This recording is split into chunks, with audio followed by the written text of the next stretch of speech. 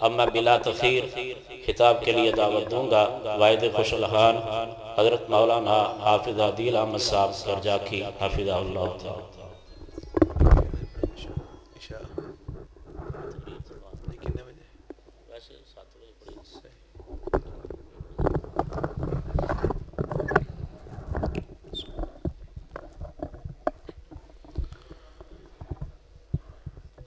السلام علیکم ورحمۃ اللہ وبرکاتہ۔ احباب آگاہ رہیں، شیڈول یہ ہے کہ انشاءاللہ مختصر سا میں آپ کے سامنے بیان کرتا ہوں، اس کے بعد عشاء کی نماز 7 بجے ہوتی ہے، انشاءاللہ 7 بجے ہی پڑھیں گے، تو اس کے بعد پھر انشاءاللہ باقی کا پروگرام علماء خطباء جو تشریف لائے ہیں انشاءاللہ وہ بیان کریں گے۔ اللہ تعالیٰ آپ کا آنا بیٹھنا سننا قبول فرمائے۔ ان الحمدللہ مولانا منظور صاحب تشریف لے آئے ہیں ماشاءاللہ، تو مولانا یعقوب صاحب بھی، فیصل آبادی صاحب بھی، بہرحال انشاءاللہ مولانا منظور صاحب بھی آ گئے ہیں، انشاءاللہ ان کا بیان ہوگا مفصل مدلل۔ ان الحمدللہ والصلاة والسلام علی رسول اللہ، اما بعد فاعوذ باللہ السمیع العلیم من الشیطان الرجیم من ہمزہ ونفخہ ونفثہ۔ بسم اللہ الرحمن الرحیم۔ وعلی الثلاثة الذین خلفوا حتی اذا ضاقت علیہم الارض بما رحبت وضاقت علیہم انفسهم وظنوا ان لا ملجأ من اللہ الا الیہ ثم تاب علیہم لیتوبوا ان اللہ هو التواب الرحیم۔ یا ایہا الذین آمنوا اتقوا اللہ وکونوا مع الصادقین۔ حضرات،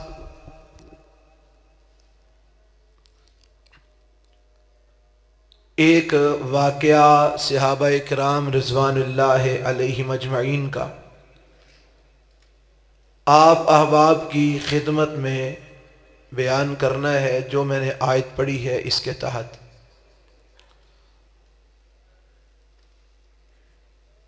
اللہ وحدہ لا شریک نے ان آیات کے اندر 3 صحابہ کرام رضوان اللہ علیہم اجمعین کا تذکرہ کیا ہے۔ نبی اکرم صلی اللہ علیہ وسلم نے اعلان فرمایا جنگ تبوک کے لیے تیاری کرنے کا، اور آپ نے اعلان کیا کہ سب لوگ تبوک کے لیے تیاری کریں، کوئی بھی پیچھے نہ رہے۔ حالانکہ عام جنگوں کے اندر نبی علیہ السلام لوگوں کو کچھ نہ کچھ رخصت دیتے، لیکن اس جنگ کے اندر اعلان یہ تھا کہ سب جائیں گے، کوئی بھی پیچھے نہیں رہے گا۔ آپ علیہ السلام کے اس اعلان کے بعد صحابہ نے تیاری کی، اور آپ ان صحابہ کو ساتھ لے کر تبوک کے لیے روانہ ہوئے۔ لیکن 3 صحابہ ایسے ہیں جو پکے ایمان والے بھی تھے، اور اللہ وحدہ لا شریک پر اور رسول اللہ پر ان کا پورا یقین تھا۔ ان کے اندر نفاق نام کی کوئی چیز نہیں تھی، پکے مسلمان اور مومن تھے۔ لیکن وہ 3 صحابہ نبی علیہ السلام کے ساتھ تبوک میں نہ جا سکے، اور ان 3 صحابہ کے نام، ایک کا نام حضرت کعب بن مالک رضی اللہ تعالی عنہ، ایک کا نام حضرت حلال بن امیہ، اور ایک کا نام حضرت مرارہ بن ربیع رضی اللہ تعالی عنہم اجمعین۔ یہ 3 صحابہ پیچھے رہ گئے، نبی علیہ السلام کے ساتھ تبوک میں نہ جا سکے۔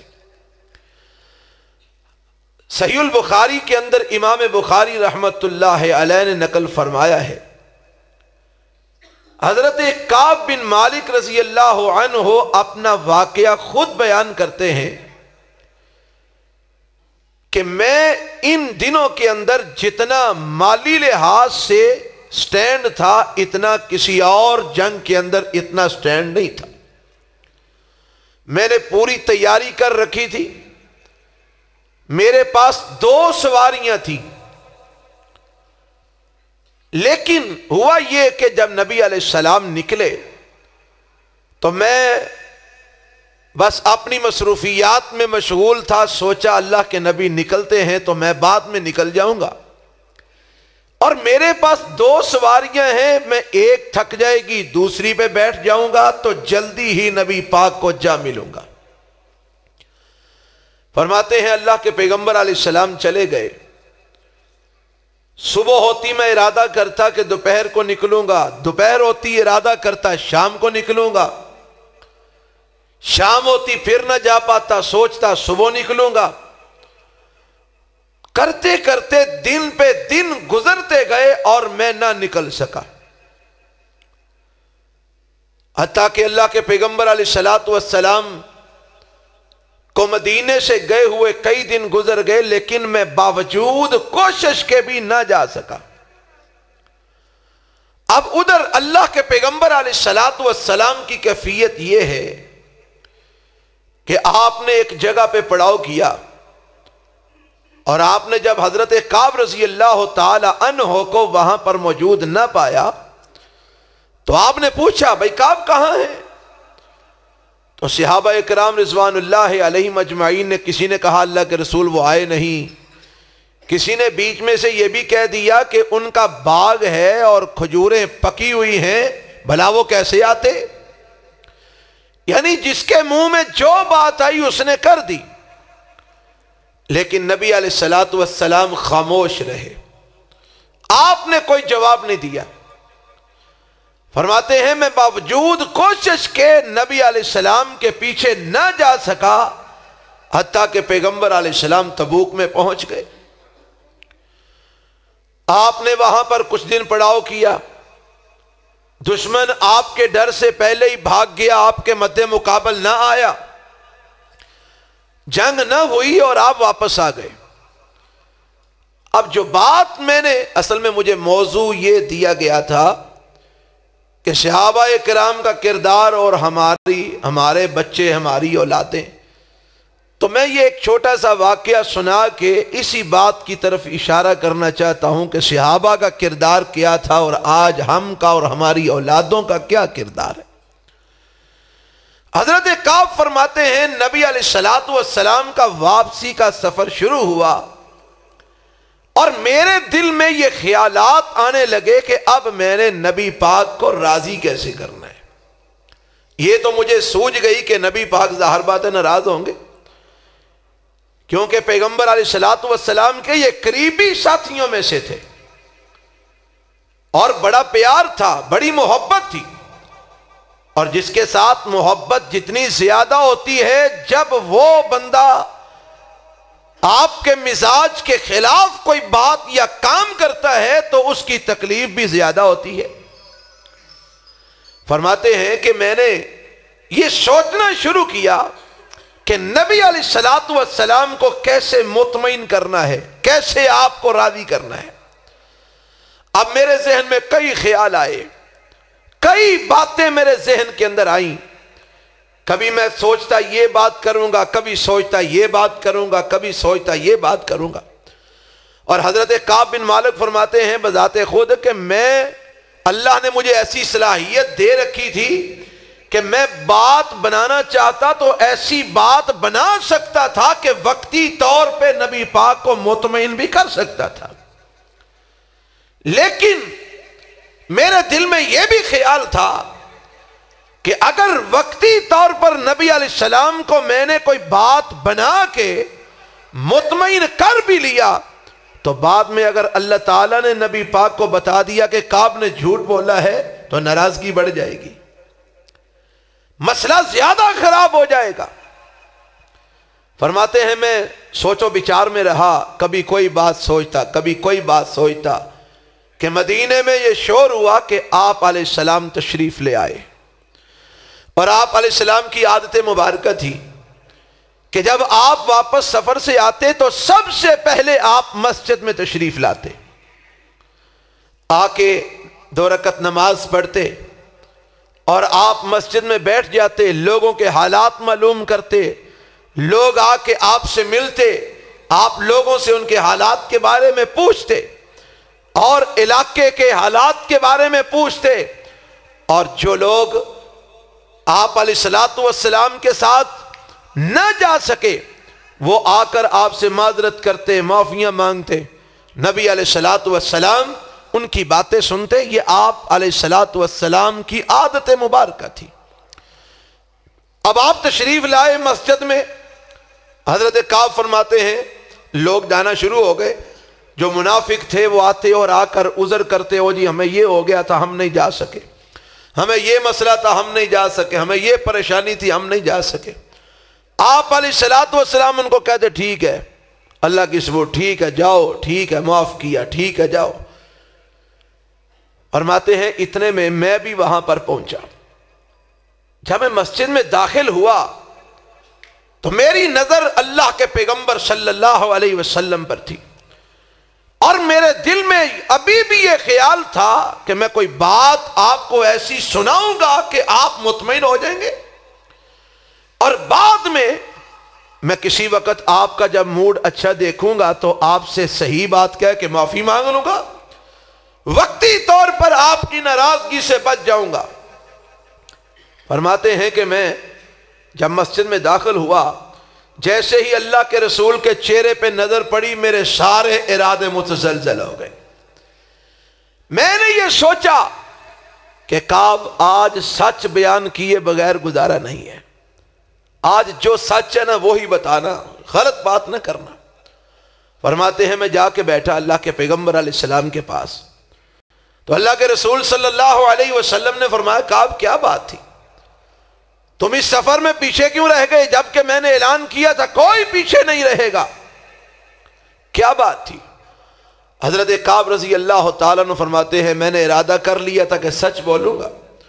میں نے کہا اللہ کے رسول حقیقت تو یہ ہے اگر میں چاہتا تو کوئی بات بنا کے آپ کو سنا سکتا تھا، لیکن اللہ کے نبی میں نے سچ بولنے کا ارادہ کیا ہے، اور سچ یہ ہے کہ میری نہ جانے کے اندر کوئی ایسا عذر میرے پاس نہیں ہے کہ جو میں آپ کے سامنے پیش کر سکوں، کوئی میرے پاس ایسی بات نہیں جو میں آپ کو پیش کروں کہ آپ مطمئن ہو جائے، کوئی عذر نہیں، کوئی ایسا میرے پاس بہانہ نہیں۔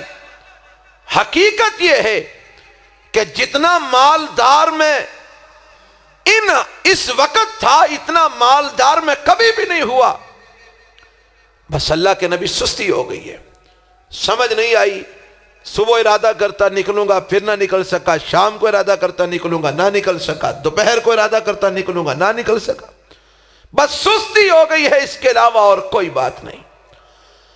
جب حضرت کعب رضی اللہ تعالی عنہ نے یہ بات نبی علیہ السلام کو کہی تو آپ علیہ السلام نے آگے سے جواب دیا، اچھا کعب تمہارا فیصلہ اللہ کرے گا۔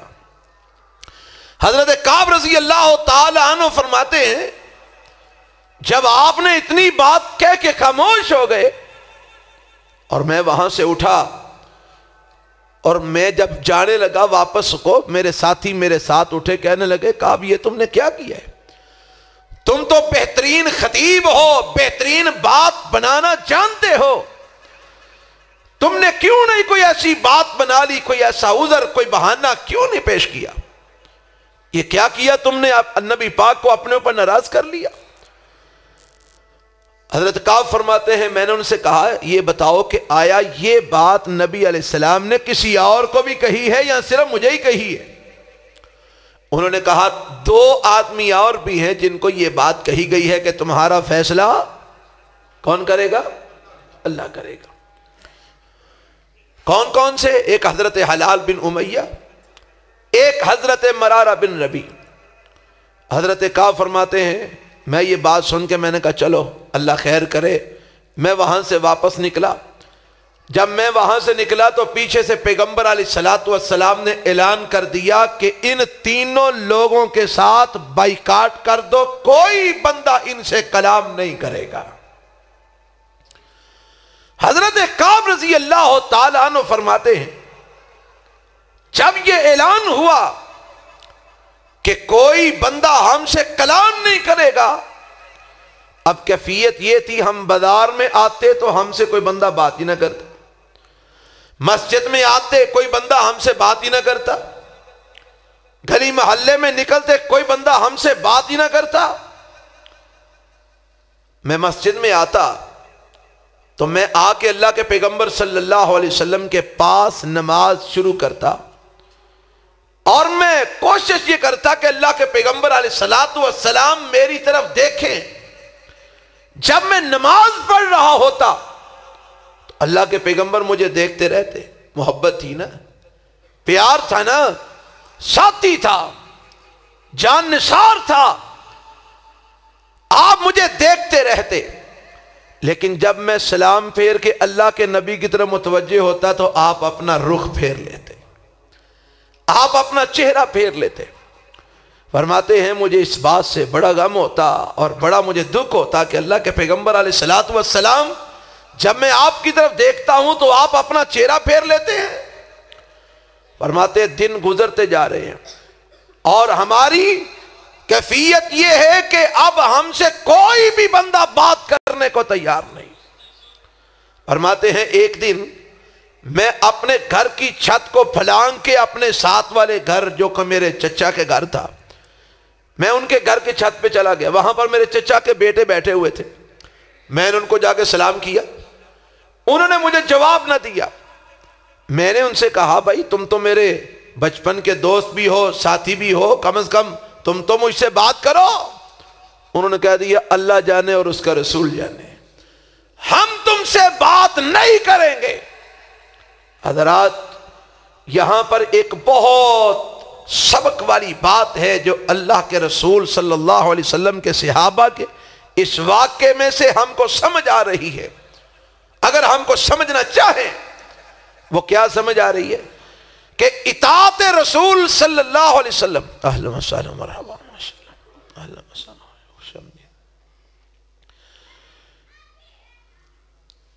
इताअत रसूल सल्लल्लाहु अलैहि वसल्लम का आलिम यह है कि आप अलैहिस्सलातु वस्सलाम वहां पर मौजूद नहीं है, आप सल्लल्लाहु अलैहि वसल्लम देख नहीं रहे, लेकिन सहाबा किराम नबी अलैहिस्सलातु वस्सलाम के हुक्म को मानने के अंदर इतने मुती और इतने इताअत गुजार कि आप मौजूद भी नहीं, आप देख भी नहीं रहे, फिर भी अल्लाह के नबी के हुक्म की मुखालफत करने को वो अपने लिए जायज नहीं समझते। कहा नहीं करेंगे बात, अल्लाह के रसूल ने मना कर दिया, अल्लाह के रसूल ने रोक दिया है कि इनके साथ कलाम नहीं करना। सहाबा ने कलाम करना छोड़ दिया। आज हम अपना किरदार देखें, हमारे अंदर क्या ऐसी इताअत गुजारी है, क्या ऐसी फर्मा बरदारी है, क्या हम अल्लाह के पैगंबर अलैहिस्सलातु वस्सलाम के हुक्म को इस तरह मान सकते हैं जिस तरह सहाबा ने माना कि वो आपकी गैर मौजूदगी में भी आपके हुक्म की तामील करने वाले। और हमारा आज क्या हाल है, हम जगह जगह पर कदम कदम पर नबी पाक की सुन्नत की मुखालफत करने वाले। अल्लाह ताला हमको समझ और हदायत अता फरमाए। आमीन तो ऊंची कह झड़ो। नबी अलैहिस्सलातु वस्सलाम के इस हुक्म के बाद हज़रत काब फरमाते हैं एक दिन मैं बाजार में गुजर रहा था कि एक बंदा जो अजमियों के लिबास में था, ऐसे लगता था जैसे वो किसी मुल्क का सफीर होता है। वो कहता फिर रहा है मुझे काब के बारे में बताओ, काब कहाँ है। लोगों ने कहा वो जो आ रहे ना वो काब है। वो बंदा मेरे पास आया, आकर कहने लगा तुम काब हो। कहा मैं काब हूं। کہا میں فلاں ملک کے بادشاہ کا سفیر ہوں، میں وہاں سے آیا ہوں، اس نے تمہارے نام ایک خط لکھا ہے، وہ خط میں تمہیں دینا چاہتا ہوں۔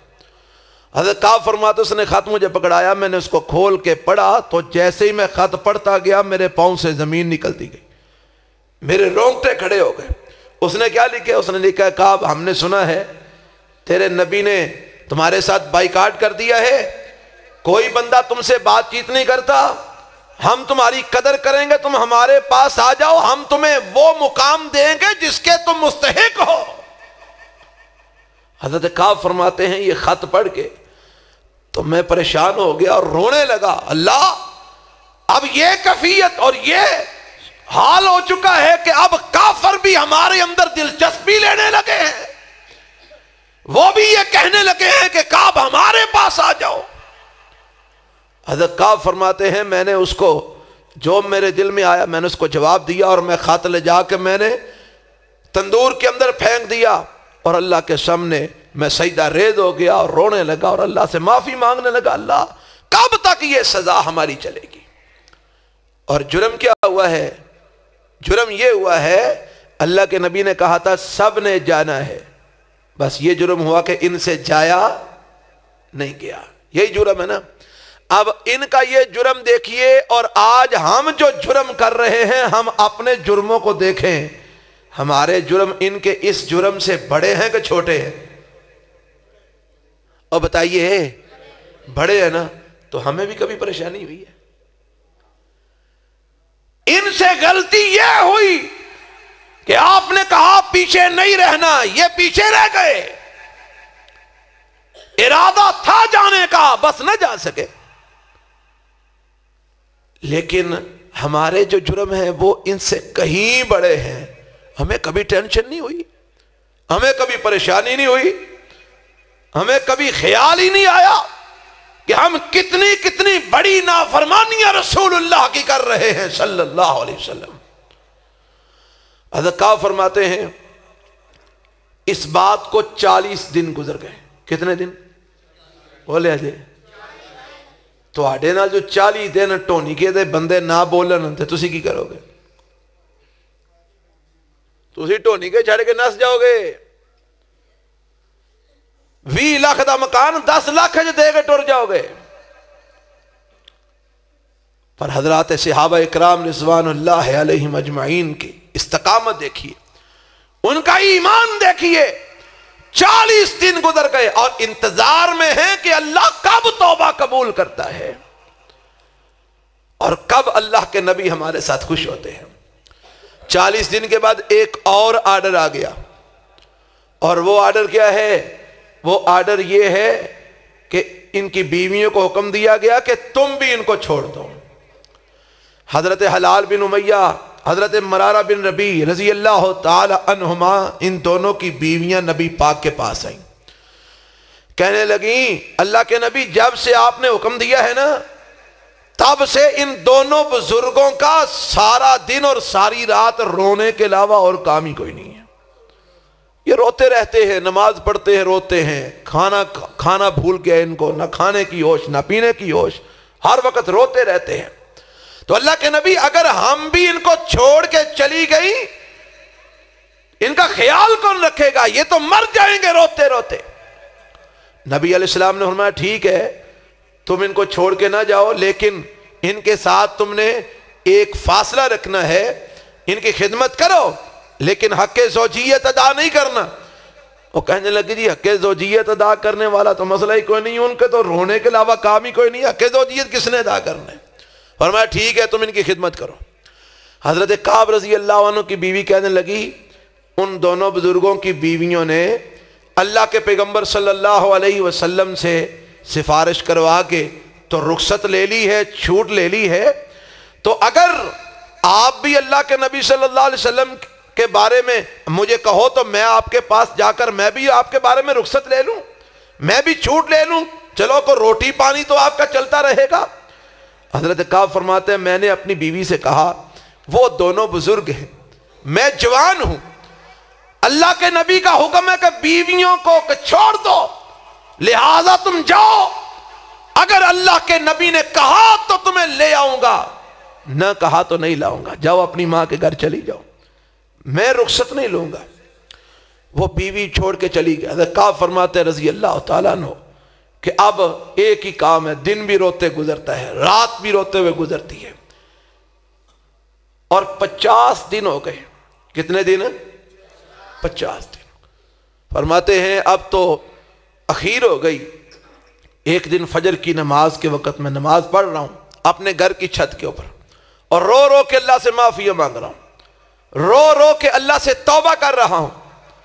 اتنے میں ایک بندے نے آواز دی پہاڑ پہ چڑھ کے، اس نے کہا کعب مبارک ہو، اللہ نے تمہاری توبہ کو قبول فرما لیا ہے۔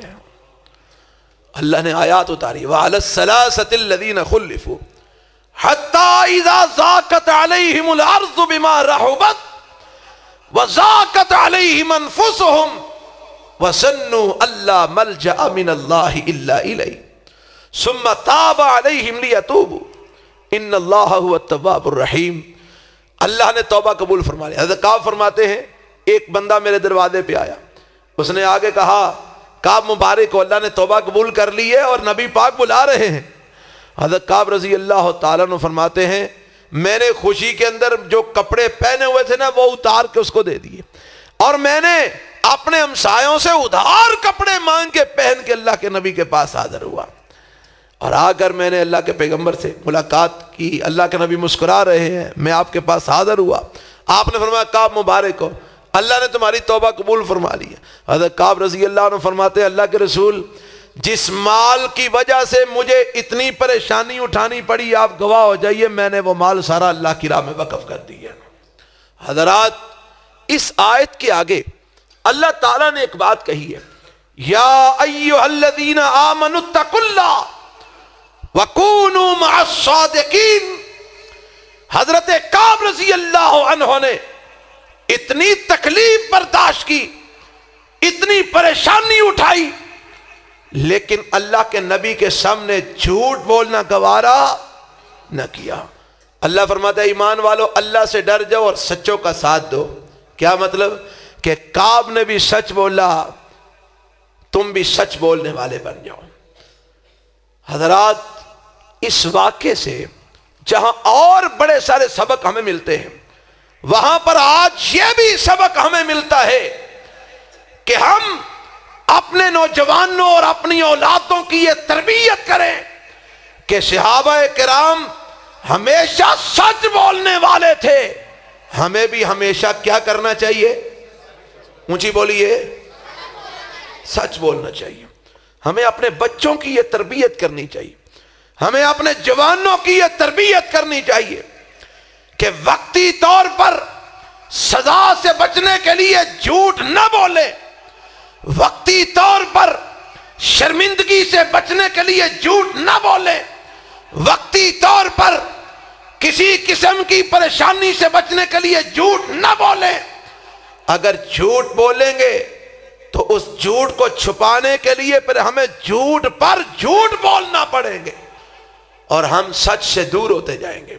اور اگر ہم پہلی ہی مرتبہ سچ بول دیں گے، جھوٹ نہ بولیں گے، تو انشاءاللہ اللہ سچ کی برکت سے ہمارے لیے آسانیاں پیدا فرما دیں گے، ہماری نجات کا ذریعہ بنا دیں گے۔ جس طرح کہ حضرت کعب رضی اللہ تعالی عنہ نے اللہ کے نبی کے سامنے جا کے کیا بولا؟